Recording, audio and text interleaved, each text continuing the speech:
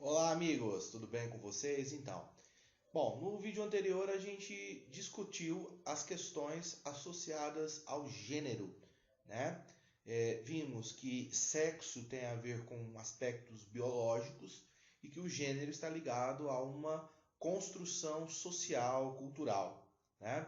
E dentro do processo de construção da diversidade de gênero, nós temos também a questão da desigualdade, né, do gênero. E como grande exemplo eu citei a questão de como as mulheres ocupam ainda, infelizmente, um lugar inferiorizado em relação aos homens em vários setores da nossa sociedade. Na aula de hoje a gente vai trabalhar o módulo 12 que está ainda, né, se envolve ainda com a questão do gênero, nós vamos usar esse conceito, por isso eu fiz o vídeo anterior para poder explicar, né, aprofundar melhor essa questão.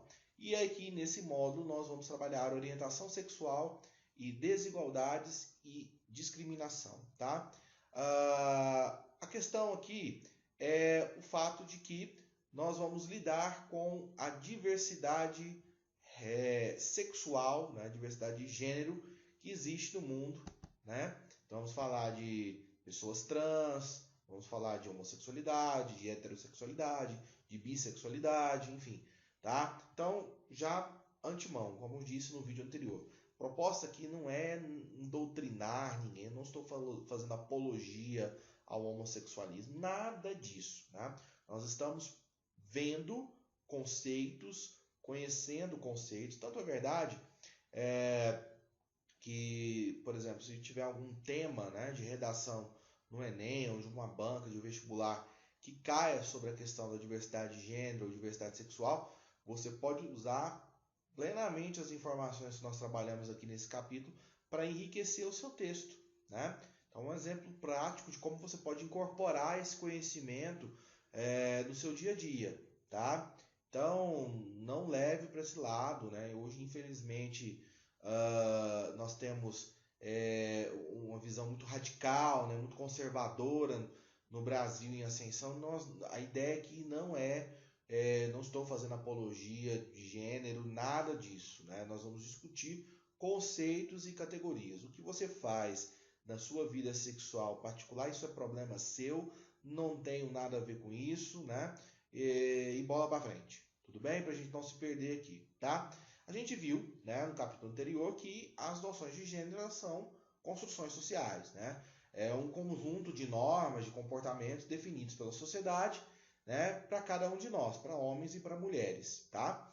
E a gente falou isso, exemplo clássico, né? Futebol é uma coisa de meninos, é um esporte de meninos, enquanto queimada é uma brincadeira para as garotas, né? Para meninas. Enfim, então essa construção social ela vem de aspectos culturais. Já o conceito de orientação sexual ele está ligado à atração, ao desejo, à libido, né? Se for por pessoas do sexo oposto, você tem a manifestação da orientação sexual heterossexual, né? Tá? Não use o termo opção sexual, né? É orientação sexual, não é opção, tá? Até porque, enfim, isso vai entrar num outro debate semântico aí que não nos interessa. Agora, se o sujeito ou sujeita, né, ela ou ele, né, se interessa por pessoas do mesmo sexo, você diz um homossexual, tá? Ou homoafetivo, né, o termo inclusive mais utilizado atualmente, tá? E existem as pessoas que sentem atração sexual tanto por pessoas do sexo diferente como também do mesmo sexo, são chamados bissexuais, tá? Como eu disse, atualmente o conceito mais adequado para nos referirmos a pessoas que sentem atração sexual, desejo sexual, libido, né? Tesão, vamos traduzir aqui para o português rasgado, né? É o termo afetividade, tá? Então, homoafetividade é o sujeito ou o sujeito que, né, sente ali atração, desejo sexual, libido por pessoas do mesmo sexo, tá? Ok? Tudo bem? Nesse contexto, a gente está falando de um componente do gênero, que é o comportamento sexual, né? O papel que cada gênero possui e o que a sociedade espera desse sujeito, né? Como a gente falou no vídeo anterior, dos homens a gente espera firmeza, né? Gosto por esportes, por carros. As mulheres nós esperamos, temos uma imagem, né, relacionada à doçura, ao lar, à maternidade. Só que isso são construções, cara. É um processo de construção. Vou te dar um exemplo que vai mostrar isso na prática para vocês.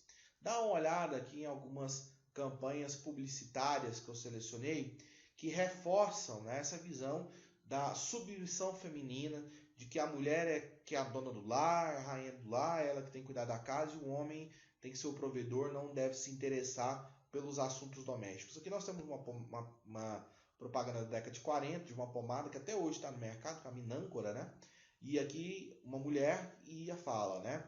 Reserve o seu lar para a Minâncora um lugar. E a ideia de que a mulher, até mesmo o avental que ela está vestindo, né? Associando a mulher ao lar, a dona de casa, né? Aqui nós temos uma propaganda de uma gravata, né? E o cara aqui né, voltou do escritório e tal, e a mulher tá, na verdade é um café da manhã, né? Não tá voltando, ele está indo, né? E a mulher levando o café para o marido, né? Enfim, então você tem essa questão da submissão, da imagem da mulher dona de casa servindo ao marido, né? Mulheres, isso aqui são fragmentos de jornais e revistas publicados no Brasil nos anos 50, ou seja, 70 anos atrás, pessoal. Não estou falando de um século, 2, 3 séculos atrás, estou falando de 70 anos. A mulher deve fazer o marido descansar nas horas vagas, servindo-lhe uma cerveja bem gelada. Nada de incomodá-lo com serviços ou notícias domésticas. Se o seu marido fuma, não discuta pelo simples fato dele deixar cair cinza no tapete. Espalhe cinzeiros pela casa toda. O noivado longo é um perigo, mas nunca sugira um matrimônio. Ele quem decide sempre. Ou seja, sempre colocando a mulher submissa, a mulher, né, criando essa construção, que eu estou falando que é histórica, que é social, de uma mulher dependente do marido, do esposo, né, da boa esposa. É aquilo que se espera que a mulher seja, é aquilo que se espera que o homem seja, né? Então, aqui nós vemos exemplos de como essa construção ela acontece. O papel que cada gênero, né, ocupa na sociedade não interfere em nada na sua orientação sexual. Não é porque a menina gosta de futebol que necessariamente ela é lésbica, né? Não é porque o rapaz gosta de balé que necessariamente ele vai ser gay, né? Então, não há nada, né, comprovadamente falando, que o comportamento induz a uma opção sexual. Muito pelo contrário, né? No aspecto da identidade de gênero, o gênero ele traduz aquilo que o indivíduo enxerga do mundo, como ele se identifica com o gênero que ele pertence ou não, né?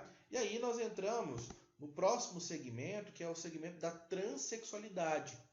É aquele sujeito que não se sente à vontade com o seu próprio gênero e ele passa a se identificar com outro gênero. E aí nós temos a figura mais simbólica disso, que é a drag queen. É o homem que se veste de mulher, né? Não estou falando do travesti, porque o travesti ele circula, né?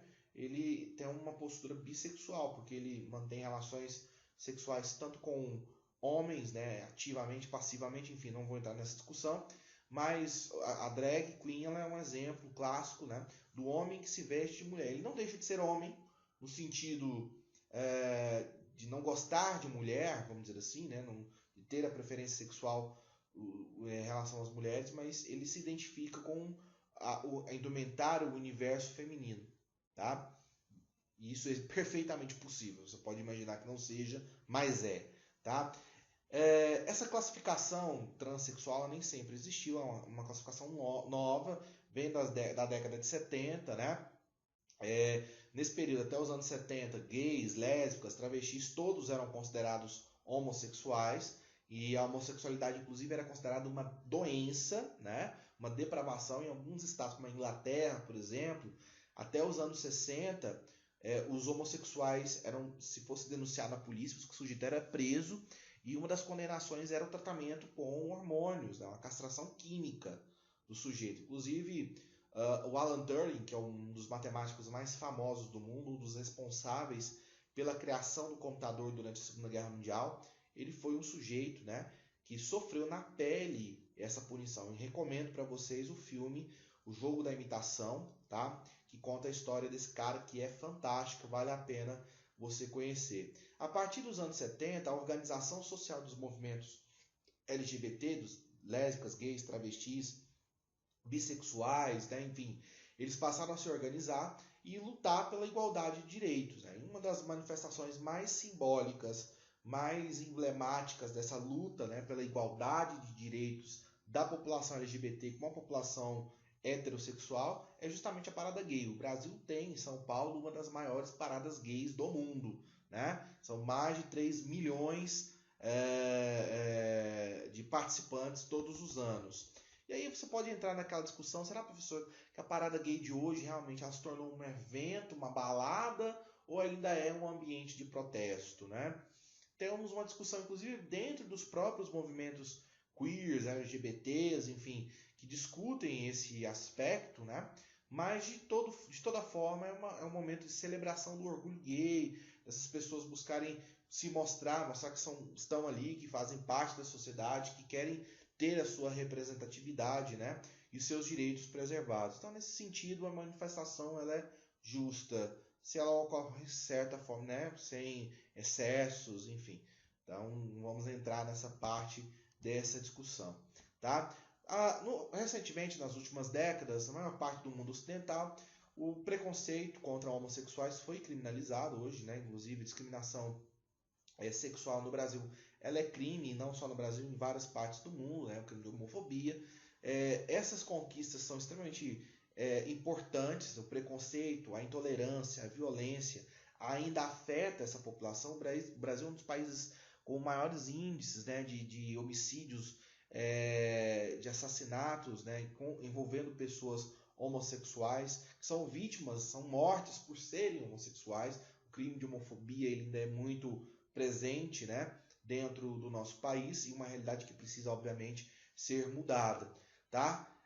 Mas, na contramão dessas conquistas, né, você tem, por exemplo, a questão do casamento civil gay, né, que no Brasil também já é uma realidade, em várias partes do mundo também.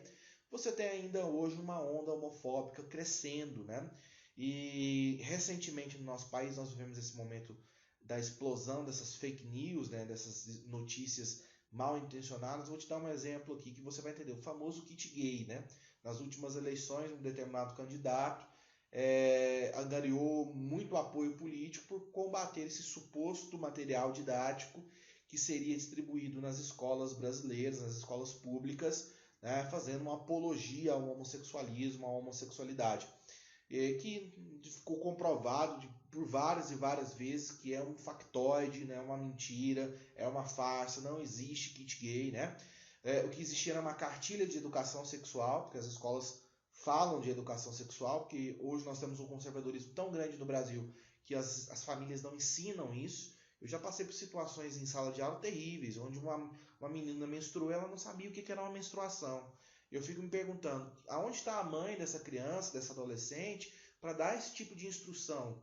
E se a família não entra, não educa, a escola tem que educar, né? Os pais que me perdoem, mas aí a gente assume esse papel. Então, o pai e a mãe devem conversar sobre esses assuntos de uma forma transparente, de uma forma que não leve a homossexualidade para um aspecto de doença, de algo proibido, de algo errado. É um evento que existe. Ele existe, a gente tem que conviver com essa diversidade, conviver com as diferenças. Né? Nós temos que aceitar essas diferenças. Tá? Obviamente, mesmo com todos esses aparatos, toda essa transformação que ela aconteceu nas últimas décadas, essa população ainda sofre muita violência, muito preconceito, essa segregação acontece. Então, quando a gente conhece um pouco, né, desses conceitos e dessas questões relacionadas a esse universo do gênero, a gente entende melhor, né, e combate melhor essa questão da desinformação,